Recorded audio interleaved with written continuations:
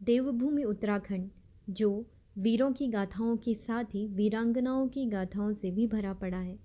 यहाँ की मातृशक्ति का धैर्य, साहस, पराक्रम इतिहास से लेकर और आज वर्तमान तक नजर आता है। ऐसी ही एक वीरांगना है तीलू रौतेली, जिनकी आज जयंती है और इनके साहस शौर्य की चर्चा मात्र हमारे सूबे में ना होकर के पूरे देश भर में प्रसिद्ध है। अपने पिता, भाई और मंगेतर की शहादत का बदला लेने की उनकी जो मिसाल है वो शायद ही कहीं और देखी जाती होगी। इतिहास में रानी लक्ष्मीबाई, दुर्गावती, चांद बीबी, जिया रानी जैसी अनेक पराक्रमी महिलाओं के साथ ही तीलू रौतेली का नाम भी सम्मान से लिया जाता है। तो चलते हैं और जानते हैं कि तीलू रौतेली कौन थी और क्या है उनकी शौर्य गाथा, क्या है उनकी गौरव गाथा।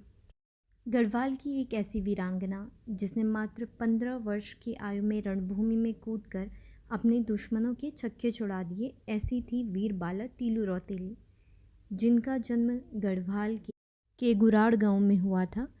और माना जाता है कि जब इनका जन्म हुआ था उस समय गढ़वाल में पृथ्वी शाह का राज था। गढ़वाल की लोक गाथाओं के अनुसार गढ़वाल के राजा और कत्यूरी राजाओं के बीच युद्ध आम माना जाता था।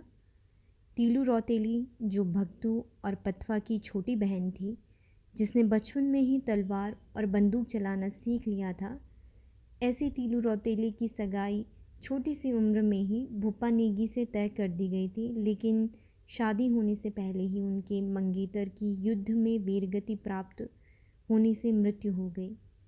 तीलू ने इसके बाद शादी नहीं करने का फैसला लिया। इस बीच कत्यूरी राजा धामशाही ने अपनी सेना को मजबूत किया और गढ़वाल पर हमला बोल दिया। यह युद्ध खैरागढ़ में हुआ। मानशाह और उनकी सेना ने धामशाही की सेना का डटकर सामना किया, लेकिन आखिर में उन्हें चौनकोट गढ़ी में शरण लेनी पड़ी। इसके बाद भूप सिंह और उनको दोनों बेटे भगतू और पथवा ने मोर्चा संभाला। भूप सिंह सरखेत और उनको दोनों बेटे कांडा में युद्ध में मारे गए।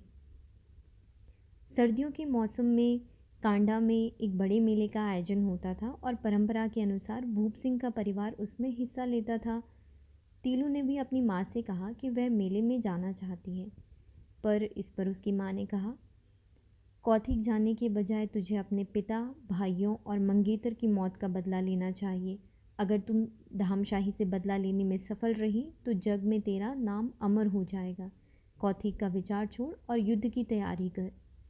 माँ की ऐसी बातें सुन तीलू ने भी बदले की आग भड़का करके और युद्ध की घोषणा कर दी और धामशाही से बदला लेने के बाद ही वह कौथिक जाएगी, ऐसा उसने कहा।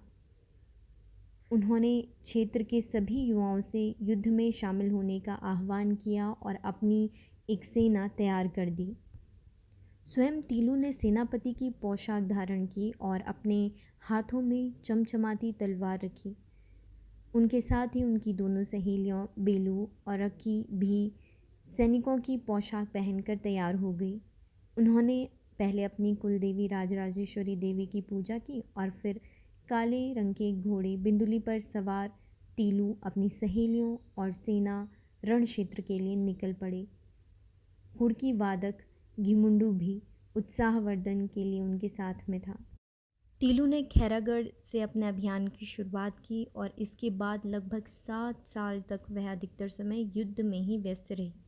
उन्होंने 2 दिन तक चली जंग के बाद खैरागढ़ को कत्यूरी सेना से मुक्त कराया था। तीलू ने खैरागढ़ के बाद टकोली खाल में मोर्चा संभाला और वहां बांझ की ओट में स्वयं विरोधी सेना पर गोलियां बरसाई। कत्यूरी सेना का नेतृत्व कर रहा बिंदुआ कैंतुरा को जान बचाकर भागना पड़ा था। इसके बाद उन्होंने भौड़ पर अपना कब्जा जमाया। तीलू जहाँ भी जाती थी वहाँ स्थानीय देवी देवता की पूजा ज़रूर करती थी और वहीं पर लोगों का उन्हें समर्थन भी मिलता था।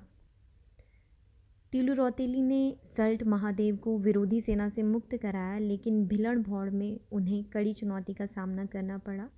भिलड़ भौड़ में युद्ध में उनकी दोनों सहेलियां बेलू और रक्की वीरगति को प्राप्त हो गई। तीलू इससे काफ़ी दुखी थी, लेकिन इससे उनके अंदर की ज्वाला और ज़्यादा धधकने लगी। उन्होंने जदालियों की तरफ कूच किया और उसके बाद चौखुटिया में गढ़वाल की सीमा को तय किया।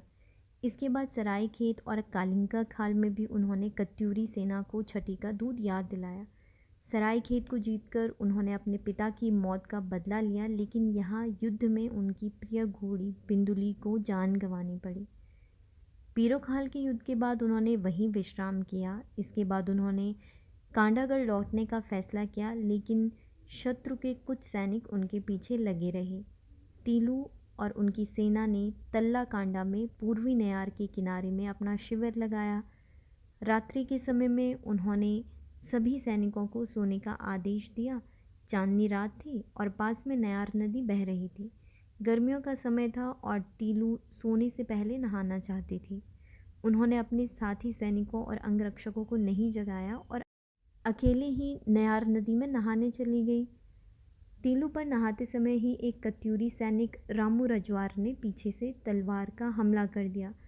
उनकी चीख सुनकर सैनिक जब तक वहां पहुंचते वह स्वर्ग सिधार चुकी थी। तीलू रौतेली की उम्र तब केवल 22 वर्ष थी, लेकिन वह इतिहास में अपना नाम अमर कर गई।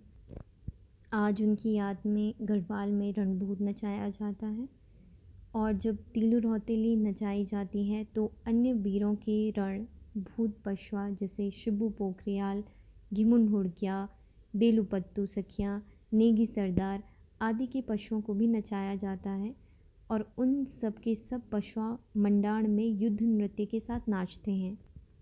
गढ़वाल की ऐसी वीरांगना की शहादत को याद रखने के लिए उत्तराखंड प्रदेश सरकार द्वारा तीलू रौतेली के नाम से हर वर्ष 2006 से महिला सशक्तिकरण के क्षेत्र में काम करने वाली महिलाओं और किशोरियों के लिए तीलू रौतेली पुरस्कार की शुरुआत की गई।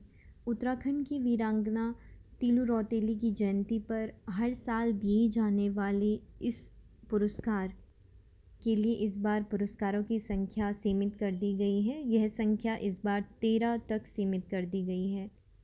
इससे पहले पिछले साल 22 महिलाओं को और उससे पहले 21 महिलाओं को इस पुरस्कार से सम्मानित किया गया था, लेकिन अब हर जिले से एक महिला या एक किशोरी को तीलू रौतेली पुरस्कार से पुरस्कृत किया जाएगा और इसके साथ ही राज्य स्तरीय आंगनबाड़ी पुरस्कार के लिए अधिकतम 35 कार्यकर्ताओं का चयन किया जाता है। ऐसी वीरबाला तीलू रौतेली पर कई पुस्तकें भी प्रकाशित हो चुकी हैं और कई नाट्य मंच भी उन पर मंचित हो चुके हैं और उनकी इस वीर गाथा को जन जन तक पहुंचाने की जिम्मेदारी हम सभी की है।